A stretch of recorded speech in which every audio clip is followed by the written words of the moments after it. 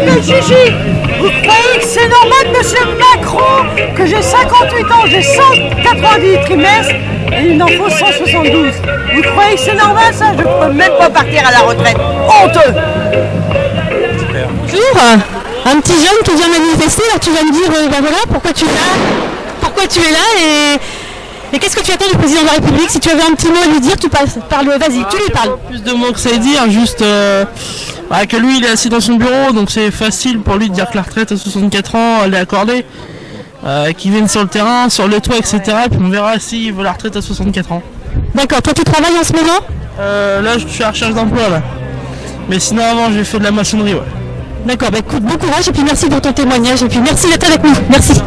Bonjour, un petit mot, un petit mot. Vous êtes là aujourd'hui, c'est sympa, vous rejoignez le mouvement. Si vous aviez quelque chose à dire à notre président, au gouvernement, qu'est-ce que vous diriez? Je préfère rien dire. Non, je vais être mal poli. C'est vrai, mal poli. Bon mais le silence, la parole est d'argent, le silence est d'or, donc on considère que vous nous soutenez.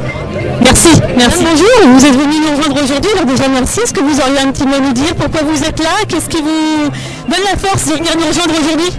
Disons que j'ai que 35 ans et du coup je travaille depuis déjà 14 ans. Alors quand j'entends aujourd'hui le système qui nous demande de travailler plus, toujours plus, et qu'en plus on vote des députés et pour qui en fait on leur coupe leur voix, à quoi ça sert de nous dire de respecter la loi si notre gouvernement n'en fait pas autant en fait?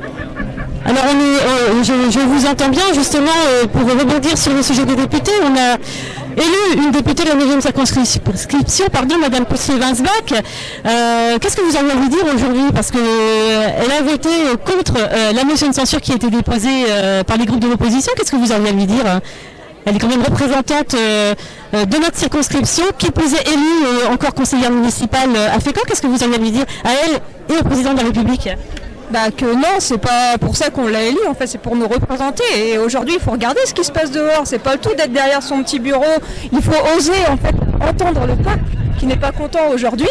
On n'est pas juste quelques petits moutons, en fait, à qui on peut leur dire nos émerveilles, et qu'au final, non, on n'est pas content, quoi. Merci beaucoup, merci pour votre témoignage. Bon courage et merci à vous. Bonjour, vous êtes venu aujourd'hui, alors on vous remercie déjà de vous rallier au mouvement. C'est la 9e fois. C'est la 9e fois, alors suite au discours de notre cher président hier, qu'est-ce que vous auriez à lui dire là tout de suite face caméra si vous l'aviez devant vous? Il faut que qu'ils se réveillent, quoi, parce que si on a été élu, c'est par la foule qui est actuellement dans la rue, et qu'avec les 35% d'abstention qu'il y a eu lors des dernières présidentielles et les votes républicains, je suis pas sûr qu'il serait à sa place tout de suite si ça avait été autrement. Donc contrairement à nous, vous reconnaissez la légitimité du peuple? Oui, tout à fait. On fait partie du peuple, donc on est légitime, on n'a pas envie de travailler plus longtemps, on n'a pas envie de travailler pour l'économie, on a envie de travailler pour notre... on a envie d'arrêter de travailler pour profiter de notre retraite. Je pense qu'on a assez donné pendant ces années.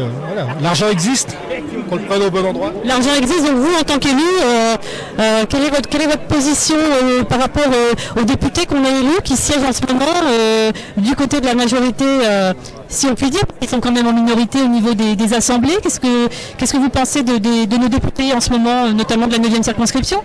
Je pourrais dire que les députés devraient ouvrir les yeux, nous écouter, entendre ce qu'on a à dire et connaissent notre position. Moi je suis engagé depuis un moment, mais tant qu'ils connaissent nos positions. Ils sont élus aussi pour représenter, même s'ils sont élus par une majorité, ils doivent écouter aussi les personnes qui ne les ont pas élus, qui sont sûrement plus nombreux que ceux qui les ont mis en place. Merci à vous en tout cas, merci pour votre témoignage. Alors Jacques, tu es là aujourd'hui, encore une fois, et comme toujours, présent avec nous. Alors je crois que ta parole pour nous est d'or, alors on te laisse parler. Pourquoi tu es là aujourd'hui, vas-y.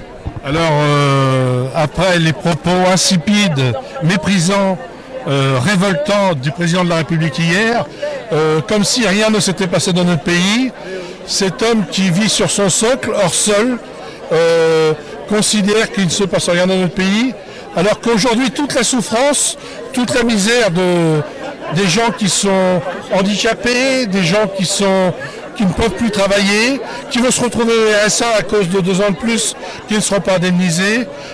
Tous ces gens-là qui souffrent, il n'en tient pas compte. il est temps que sa réforme cesse. Le peuple est dans la rue, le mécontentement est dans la rue, les rues sont bouchées, le peuple est dehors. Madame Poussé-Vansbach qui essaie de se cacher dans sa responsabilité en ne pas votant et en se cachant, en fermant la mairie de façon à ce qu'il n'accède pas, fait partie de ce plan qui montre, on pourrait appeler ça le bal des faux culs.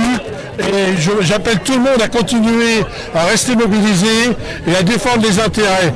Aujourd'hui, s'ils réussissent à gagner sur la retraite, ils vont aller chercher tous vos droits sociaux, c'est-à-dire la Sécu, les allocs et tout ce qui fait de la France un pays où il faisait bon vivre. Ils sont en train de tout casser, battons-nous, luttons contre ces gens-là.